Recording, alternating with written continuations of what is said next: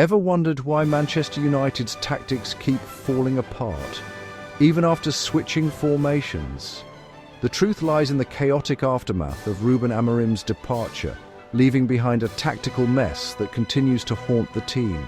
Let's delve into the system's flaws and uncover why the so-called Amorim fans are quick to blame everyone but the tactics themselves. First, let's address the shift to a four-defender setup. This change undeniably boosted the team's attacking firepower and ability to break down defences, as seen in matches against Burnley and last night's elimination. Despite disrupting the previous system, the four-defender approach offers smoother half-space penetrations compared to the rigid 3-4-3 formation, which consistently struggled against tight defences. The four-defender setup provides specific solutions to breaking down defences, showcasing clear tactical improvements. In my earlier analysis, I compared Manchester United's goals this season to Chelsea's, highlighting the lack of consistent attacking firepower as United's biggest issue. The four-defender system is the solution. Whether playing with 5 or 4 defenders, conceding goals is inevitable. If you're going to concede, you might as well score more, which is why embracing the four-defender approach is the only way forward. Of course, Amorim's departure doesn't guarantee wins. His fans are waiting for a loss to criticise, blaming players like Lenny Yoro and Diogo Dalot. However, pinning 2 conceded goals solely on them reflects a poor grasp of tactics.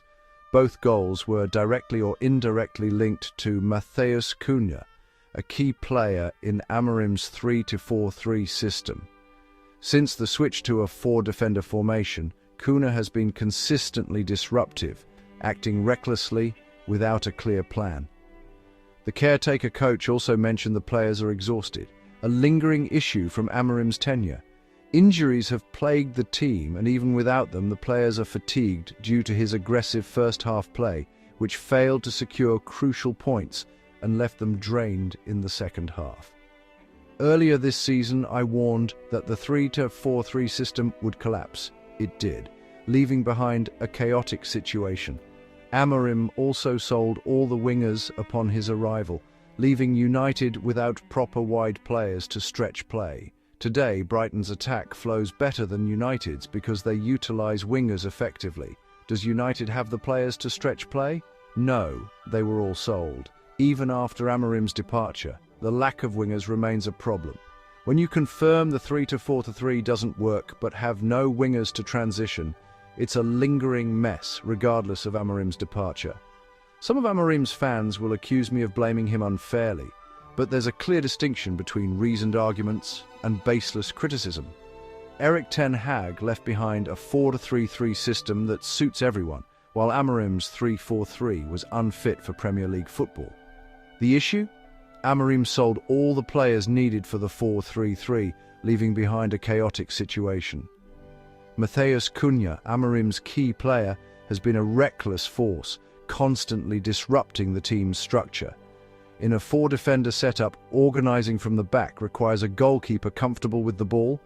Senna Lamens isn't that keeper, nearly gifting another goal early on. However, the main issue isn't the goalkeeper, it's Cunha. While the team executes half-space penetrations effectively, Cunha's impulsive actions disrupt the rhythm.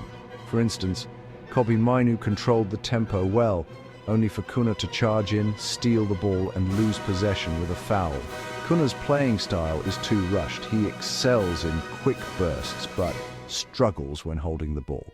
He started with a brilliant assist but quickly descended into chaos. Speaking of that assist, it was Diogo Dalot who missed the semi-counter. Defensively, it's unfair to constantly blame him. In the first goal, he marked the opponent's blocker, who passed the ball out, leaving Dalot following his marker instead of returning to his right-back position. Teammates should have covered. Defending isn't about staying rigid, teammates adjust. The real issue was in midfield. Cunha didn't track back, leaving the far post exposed. In the previous match against Burnley, Cunha's lack of tracking back led to an own goal. If you're not defending, you need to contribute offensively like Cristiano Ronaldo or Messi. But Cunha doesn't. His reckless attacks, losing possession, indirectly caused the second goal, further disrupting the attacking system. Worse yet, he keeps stealing Bruno Fernandes's role. Against Burnley, Cunha played on the right wing, limiting his ability to drift inside and leaving Bruno to deliver precise passes from the edge of the box. However, when Cunha moves to the left, he constantly cuts inside, disrupting Mainoo's play and occupying Bruno's position. Mason Mount sometimes drifts wide but stays disciplined while Cunha floats freely, charging at the ball without restraint. A proper half-space penetration requires starting wide and timing the run, allowing teammates to coordinate. Cunha's unpredictable movements confuse the team, breaking down the system. The four-defender system provides far more half-space opportunities than the 3-4-3. In the latter, few players exploit half-spaces. Centre-backs can't push forward much, full-backs are pulled wide, and attacking players are marked tightly. Midfielders rarely venture forward, making the formation rigid. In contrast, the four-defender setup allows full-backs to push up, forwards to stretch wide, and midfielders to make runs, offering numerous options. The 3-4-3 and 4-3-3 differ significantly in half-space penetration. Manchester United created many chances today, but Cunha's disruption of the tempo made it ineffective. Without controlled possession, half-space penetrations are impossible. Sometimes Bruno Fernandes's passes seem overly forceful, but it's because teammates aren't stretching wide enough. Stretching play prevents passes from being too strong. Similarly, Sesko's tendency to be offside is exacerbated by Bruno's eagerness to play direct passes. The key issue remains Cunha's constant disruption. I watched the match live, commenting in the Patreon chat room. Cunha was all over the place in the first half. I suggested swapping Mason Mount and Cunha at halftime, limiting Cunha to the right wing to prevent further chaos, or simply substituting him with a proper winger or Patrick Dorgu. But the caretaker coach, being inexperienced, failed to make the right call. After his substitution, I immediately said it would backfire.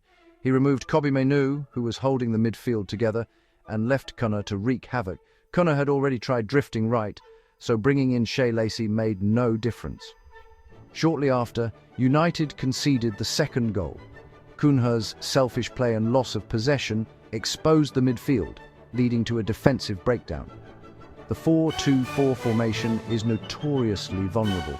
As shown in previous Amorim matches, opponents exploited the central gap, leaving Lenny Yoro in a difficult position. Blaming Yoro alone ignores the flawed substitution. In the end, United went all out, managing a Sesko header. However, by the end, the team was chaotic, overly eager and visibly exhausted, a testament to Amorim's legacy. Without proper wingers, there's little room for change. Elimination from the FA Cup might be a blessing.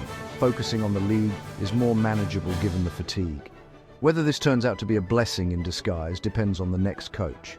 The caretaker coach clearly lacks experience. His substitutions were poor.